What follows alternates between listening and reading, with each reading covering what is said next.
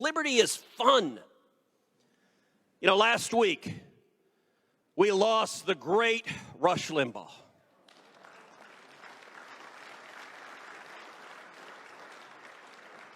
I was so blessed and so fortunate to call Rush a friend. And Rush understood the power of liberty. You know, before there was Hannity, before there was Tucker, before there was Ben Shapiro or Steven Crowder, before there was Donald Trump, there was Rush Limbaugh.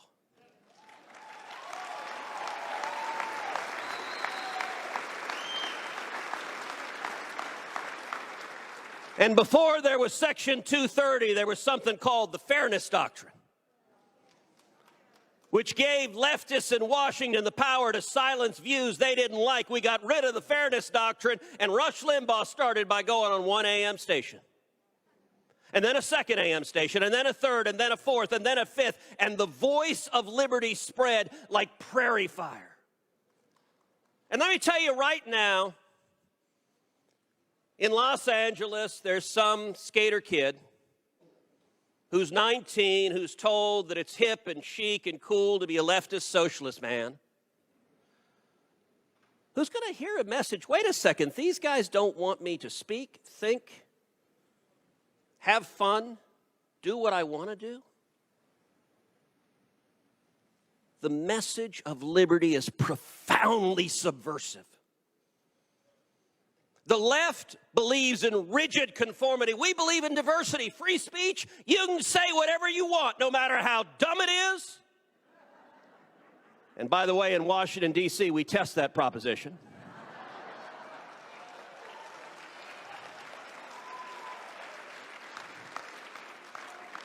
Religious liberty, you can worship however you like on your knees before Almighty God.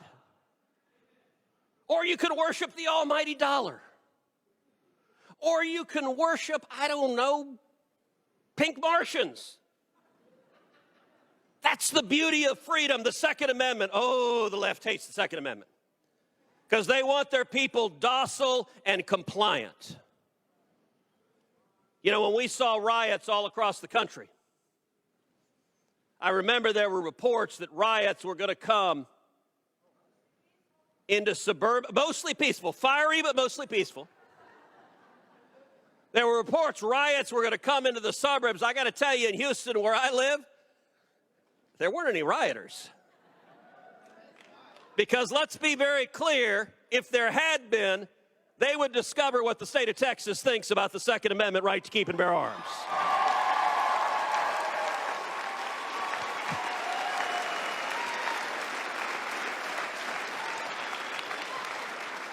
So defend liberty. But number two, have fun. Have fun. You know, so many on the right, they act like they got a stick inserted somewhere it doesn't belong. Like, just lighten up. Especially now, the left, they are shrill. They are angry. How many leftists does it take to screw in a light bulb? That's not funny!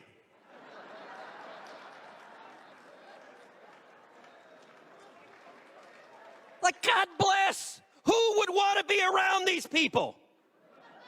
You know, Jerry Seinfeld doesn't tell comedy anymore because any joke that's funny is canceled. You know, SNL is unwatchable. The late night comedy, they stand up and say, we hate Donald Trump. Yeah, no kidding. We didn't get that the last 9,000 times you told that. You know, in 2020, the New York Times reported that 60% of women named Karen voted for Joe Biden. That's actually real. You can look it up, the fact checkers, that's what the New York Times reported. And I'm willing to bet 80% of the men named Karen voted for Joe Biden.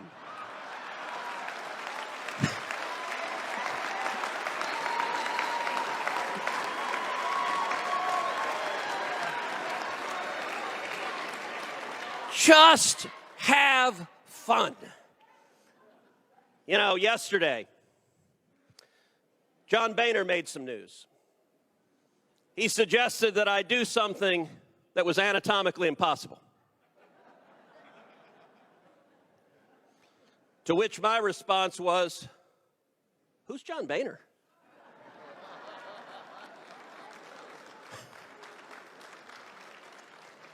And you know what? There are a whole lot of voices in Washington that want to just erase the last 4 years. Want to go back to the world before, where we had government of the lobbyists, by the lobbyists, and for the lobbyists.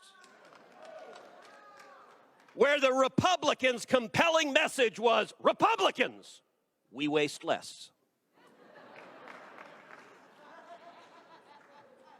And they look at Donald J. Trump, and they look at the millions and millions of people inspired who went to battle fighting alongside President Trump, and they're terrified. And they want him to go away. Let me tell you this right now, Donald J. Trump ain't going anywhere.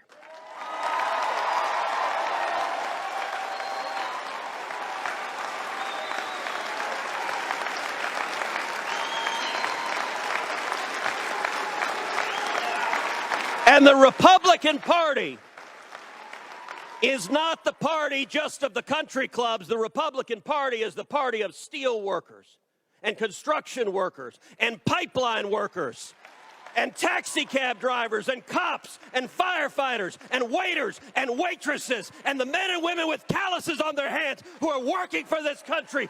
That is our party, and these deplorables are here to stay.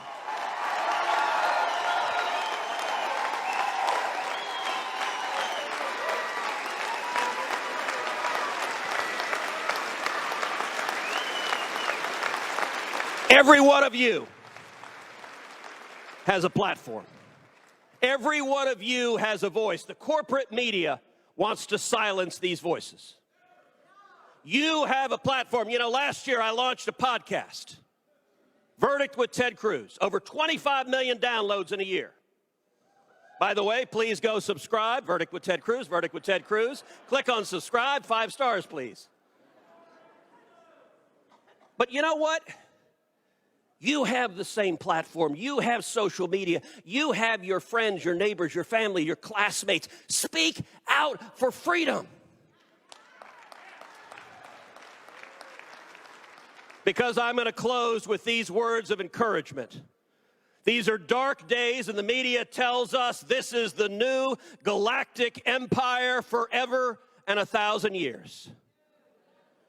But already Joe Biden and the radicals in his administration, they are already overshooting. They are already going too far. Their policies don't work. They are disasters. They are bad. They are destroying jobs. They are stripping our freedom. And there is a natural pendulum to politics. And the country will come back to sanity. And mark my words, 2022 is going to be a fantastic election year.